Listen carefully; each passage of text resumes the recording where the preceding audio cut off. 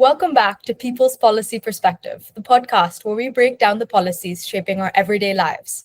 Today's guest is someone I've personally learned a lot from.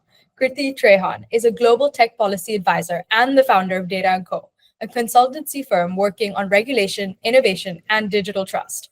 She's worked across payments, entertainment, e-commerce, gaming, and more, crafting strategies on everything from privacy and online safety to consumer protection and competition law. She's a certified privacy practitioner, a lawyer by training, and one of the leading voices in helping us navigate a complex, fast-moving digital world. I first met Kriti during my internship at Data & Co., where I had the chance to explore big questions like, should India's UPI remain free for users? What do companies like PhonePe and Amazon Pay think? And who really gets to shape the future of digital payments? Today, we dive deeper into her journey and the work of making tech better for people. So let's get started. So, your career spans regulation, law, policy, and tech. But in the center of all of that, it's people focused and how we build a fairer, safer, and more inclusive system. When did you realize I need to make these systems work better for people? Was there a moment that sparked your journey into tech policy? But thanks for having me, Sachi, and thank you for all of your kind words. I think for me, the realization kind of came in layers. I remember debating politics with my grandmother, who, by the way, is a superstar with a master's in political science. And to this day, as a 93-year-old person, she is a strong-minded citizen who takes her civic responsibilities very seriously. And I remember as a child, we would sit together and peel the layers of systems like capitalism, socialism, communism, fascism. And then I truly, at the back of all of that, wanted to become the prime minister of my country one day, among, of course, other professions like wanting to be a doctor and a journalist and a dance troupe member. But really, it was my love of the academic subject of political science that pushed me to read law and eventually find my calling in public policy. And my goal really was to help interpret specific laws, not just in letter, but also just understand their genesis, the reasons underlying their creation in the first place, the socio-economic or the political environment surrounding them, the geopolitical imperatives that impacted them, so on and so forth. And all of this, from my perspective, was towards wanting to be mindful that the implementation of laws didn't miss the wood for the trees. So in my journey of doing so, I really came to the conclusion that not only did I enjoy connecting the dots between all of these aspects, I also wanted to contribute to the placement of the dots themselves. And that has really been my one guiding principle as I've traversed my journey. That is to uphold the common person's interest through empowerment. I think that good laws are those that enable inclusion and that allow individuals to make informed decisions for themselves. So although there wasn't a lightning bolt moment for me, there definitely was a deep desire to ensure that as we think about the regulatory discourse, the perspective and the agency of the individual person should not get lost. And that's something that drives me to this day. I love that so much. And I get your dream of wanting to be the prime minister. I used to want to be the president of the USA for so long when I was younger. That was my dream, along with becoming like a professional diver. So amazing. I understand that. So then you went on to found Data & Co. So what specific gap there were you trying to address in the ecosystem? After having worked at law firms and multinational companies, I gave it a bit of a thought on what I wanted to do next. The answer really was quite straightforward. I wanted to focus on the subject matter of public policy as it applies to the technology sector. And granted that this is work that I've done for the past 11 years, I wanted to now do it in a manner where I thoughtfully and intentionally got to design my own focus. So I'm really building Data & Co. to be a trusted advisor across the spectrum of regulatory stakeholders, businesses, governments, interest groups, all alike. As well as to be a thought leader on emerging policy challenges, particularly for fast-moving regulatory topics like AI, digital payments, privacy, online safety, consumer interest, among others. Personally, Data & Co. really is my professional passion project. I'm committed to contributing to evidence-based, thoughtful policy research on some of these issues. while also collaborating really closely with a cross section of stakeholders so that we can cross pollinate ideas and build a more resilient and sustainable policy ecosystem. A big part of that work for me is to involve young minds in the process, because new ideas spark excitement for me. And so at Data and Co, we really welcome young people to come and share their thinking, be involved, and productive members of the policy discourse. I'm sure everybody in the CCA that I'm in would love to hear that. They're all about policy and they love writing about policy. So speaking about policy and young people, what's one aspect of policy, tech policy, or any other policy that you wish more people, especially young people, knew about better? So this is going to sound a little bit like a dichotomy, but bear with me. I promise it makes sense. People tend to see tech policy as a profession through two very extreme lenses. It's either super boring and one imagines gray-haired people in suits in the corridors of power, or it is incredibly glamorous and it's what all the cool kids are doing. The truth, like in most circumstances, is somewhere in between. And so it's really important, as I think about it, for young people to make an informed choice in case they decide to pursue this as a career path. And that's really awesome, because tech policy is all about making choices and information on the basis of which we make these choices. Uh, Tech, of course, is fast moving, and that's the most cliche statement of the century. But the questions we work with and we try and answer in tech policy are, as a result, novel, exciting, and based in arguably glamorous tech for sure. The work of public policy, however, is gradual, deliberate, and when it's compared with the pace of the underlying technology, it can sometimes feel frustrating to navigate that delta. But conceiving of a policy, building an evidence-based system on determining whether or not that policy is required, having transparent consultations to gather feedback, actioning that feedback, all of this is a time-intensive process. And so, as human beings who are increasingly attracted to instant gratification, working in a space like this can sometimes lead to its own challenges. But really, it's equally true that in spite of the time component being what it is, it's essential to have diverse voices, including young people's voices, in the rooms where policy decisions are being made or being debated. Otherwise, the perspective of specific groups tends to get missed out. And so my one call out really is, don't wait to be involved. Participate in consultations, join youth advocacy groups, stay informed about the discourse. We're all, including younger folks, living with the consequences of policy decisions. And so let's also find a way to voice our thoughts and shape those decisions in the first place. Wow, yeah. No, that makes sense. Get to it when you can if you're really passionate about it. So you're saying stop the scroll then, so that we don't so we don't always chase after instant gratification. That is an interesting point, because I do know that a lot of people in my age group do waste hours scrolling, and it's obviously not as beneficial and just shorten attention time span. But so what do you think one way AI is shaping our digital lives that most people don't even realize? And who is deciding on those rules that cause the effect to shape our lives? It's a fascinating question, because here's the thing. AI has been shaping our digital lives for a while now. Yes, there are some use cases that are newer because of large language models, for instance, gaining more prominence now. But AI has been shaping our e-commerce recommendations, our online content viewing suggestions, serving us relevant ads, making hiring decisions about us, determining our credit worthiness, so on and so forth. And so I think it's important to ensure that we inform ourselves of the role that AI plays in our daily lives outside of the obvious. So then for me, the natural next question then is, who gets to decide what AI is doing, right? Someone has to give AI the information to then go on and make decisions based on those initial parameters.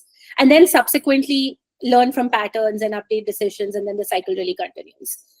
But to my mind, the most critical question of the lot is, what are the rules that are being set by people who are developing that AI? Are their own personal biases coming into play as they set those rules? How are they checking for those biases? How are they correcting them?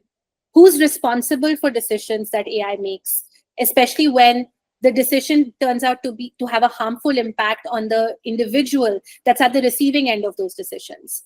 What if I am denied a loan or a job because of a biased decision that was made by AI? These are just some of the questions that really are keeping policymakers up as well. And that's why the deployment of ethical AI is so essential. Ethical principles like fairness, transparency, privacy, accountability, safety, all of these are really on the way to becoming broadly agreed to lowest common denominator across jurisdictions. These are regulations, these are becoming the basis of regulations where they're emerging in some parts of the world. But really, I think the ethical principles that we've just talked about ought to be the building blocks of AI. And we all have to be a part of that conversation to ensure that they do become, in fact, the building blocks of AI. Yeah, so there's so many like pros and cons to AI. So how do we protect users from all the cons, like all the harmful like content and everything? Especially how do we protect users, especially like teens and children without over controlling or censoring the internet? It's a really delicate balance, isn't it?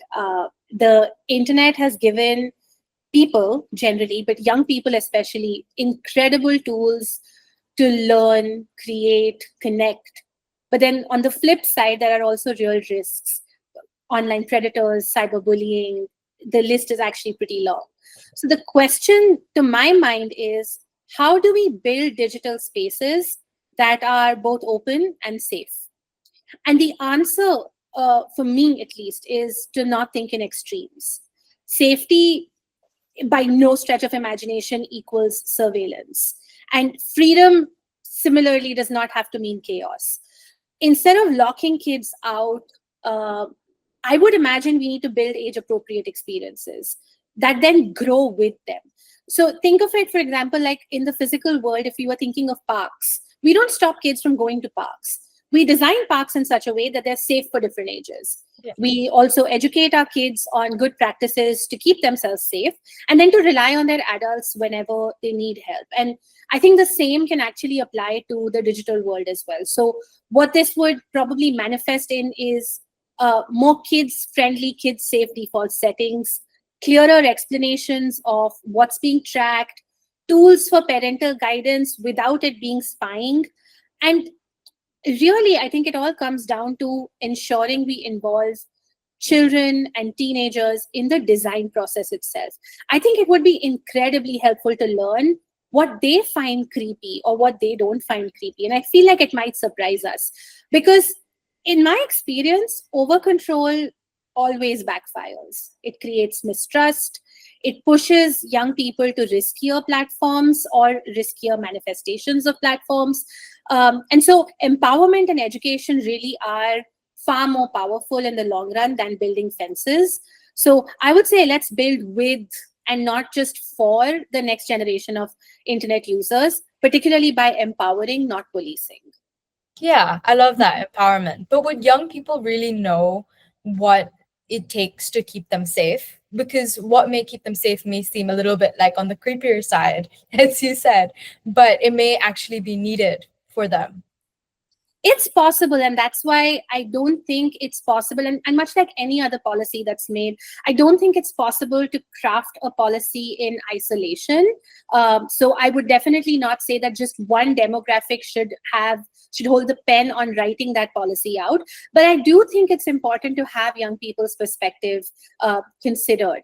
For example, as adults, we might feel that building a platform or an experience that is under X age group versus over X age group is the correct way to go. But from a child's perspective, I don't think it's ever that sort of demarcated, right? So I think it is important to have the voice of a young person in the room as we're building policy, but also as we're building the technology to get real-time testing and feedback from children and from teens as well, and not just adult users. I love that. So all demographics have a voice and say. Yes, for our next generation, that is, or for all generations, that's so important to make sure we have like a fair and equitable society. So you've had a voice in a lot of different policies. How do you know when a policy intervention has actually worked? Is there a moment where you thought, yes, this has made a difference? And on that note, what does a working policy actually look like behind the scenes, from idea to implementation? This is one of my most favorite questions because policy work oftentimes feels like planting trees under whose shade you may never sit yourself. You would work for months, even years. You'd write briefs, negotiate language, consult with communities, push for nuance. And it's not flashy. There isn't really a confetti moment in which everything kind of culminates. But ever so often, oh, I have goosebumps. Ever so often, you see a shift, like a new rule that finally includes a provision that you really fought hard for, or a government that presses pause on or reverses a potentially harmful policy after civil society mobilizes, or a platform that rolls out a safety feature that you've been advocating for behind closed doors. Those are all the yes, it worked moments. But I once had a leader who made a very astute observation. When they were asked what success looks like in public policy, they said that often it's not something tangible that happened, but rather something that didn't happen as a result of the advocacy work that was put in. And that they call that a no loss win. And that is when it really hit me that success in policy doesn't always mean a big win. Sometimes it really is the absence of harm. And that's just something that's always stayed with me. And behind the scenes, I think just working on policy on a good day looks like collaboration. It's like unexpected allies coming together. It's being persistent, even when it looks like no one's listening. But trust me, someone is always listening. It's also about being graceful when you finally get a seat at the table. So really, I mean, working in policy it's the long game, but when it works, it's really powerful. That no, I'm sure it is. Could you go more in depth into like one policy that you maybe changed or worked on and that had a little bit of an impact on the community? Because I know it takes a while, and I know like obviously it must be so hard. But is there any one you can elaborate on? I think I've been very fortunate in the nature of work I've gotten to do over the past upwards of a decade now. Whether it was conversations surrounding net neutrality and working through a variety of ecosystem stakeholders and ensuring their perspectives kind of made their way to the top, and nobody's point of view got missed out on. That's something I think of as being an experience that I remember very fondly.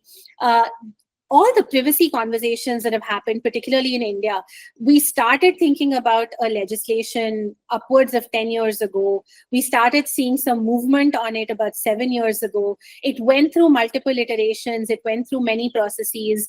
I was part of those in different capacities at different points in time.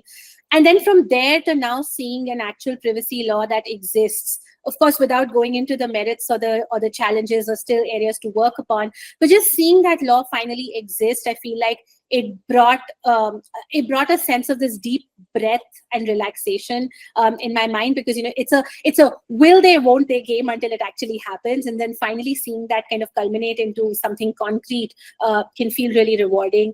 Working on content regulation was again another piece that I think was very close to my heart. It was one of the first pieces of policy I worked on as an industry group.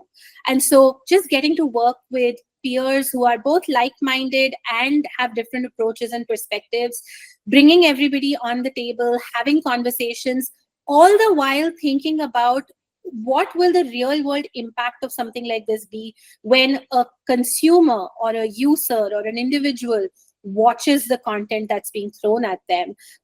What is the impact of this policy going to be on that person? I think all of those have been very powerful experiences for me personally, just going from a blank paper to a final policy document, or going from blank paper to a determination that this should remain a blank paper. They're both equally powerful.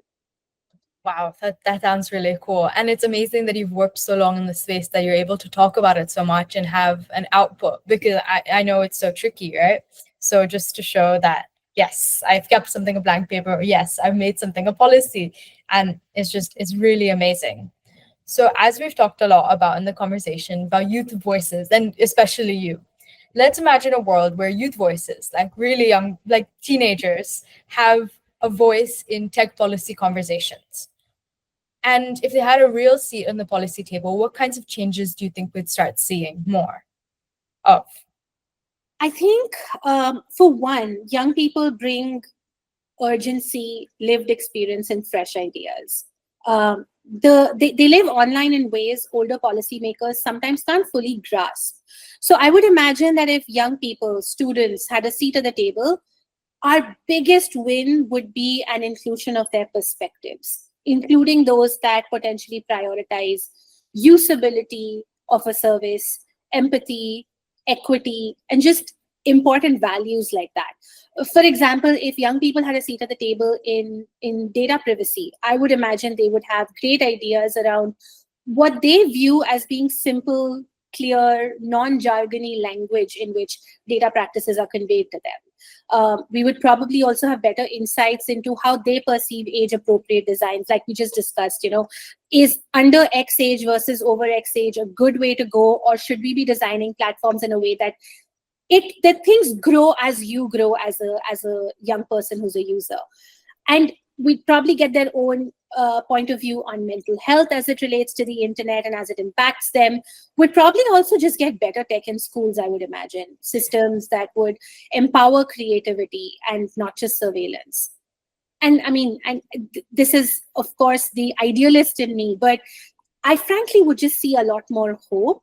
Right now, a lot of the work in tech policy can sometimes feel defensive, kind of reacting to crises that exist.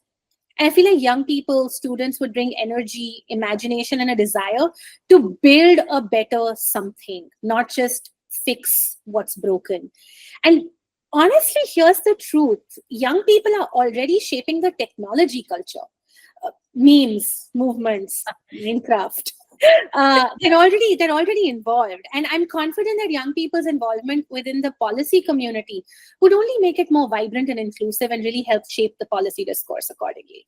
Yeah, especially if the apps that they're using the most, like TikTok and everything, they're the main user demographic. So if they have a voice in it, then it'll probably be more safer for them because they've probably also gone to the dark side of it accidentally. Then they know this is what we need to do to stop other people, especially if younger people have access to it. So I think you're definitely right. So to get teens to that table, what do you think we can get? What mindset shift do you think we need to start seeing from teens, from becoming passive users of tech to active shapers of the digital world? I think you've said it. The shift really is from I use technology to I shape technology. And that doesn't really mean you have to be a coder by no stretch of imagination. Shaping technology actually means just asking hard questions. Why does this application work this way? Who benefits from this algorithm? What data am I giving away? What am I getting in return? It's really about awareness first and exercising agency after. And I think we have to remember that technology reflects the choices of the people who build it. So maybe it's important for young people to start seeing themselves as someone who can influence those choices. It might mean creating content around challenges that you're foreseeing or harmful norms that you're seeing happening all around you. Or it could mean organizing peers around digital rights. It could also mean making your voice heard when a platform or a policy fails to protect you. And it's a myth that engineers are the ones who shape the digital world. The truth really is that culture, values, storytelling, all of that shapes technology as well. And if you understand your power, you can really change how platforms behave or see the change you want implemented, how laws end up getting made, and how the next generation of technology is designed. Because again, let's remember that the internet was built by rebels, idealists, tinkerers. There's room at the table. Come, join us, pull up a chair.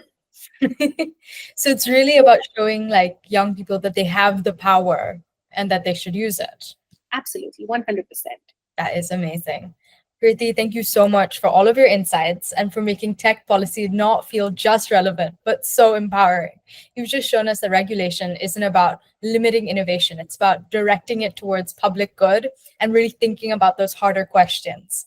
And to all our listeners, if this episode sparked new thoughts or questions for you, we'd love to hear them. Follow People's Policy Perspective for more interviews with the changemakers rethinking our systems and our futures. Until next time, thank you so much for listening.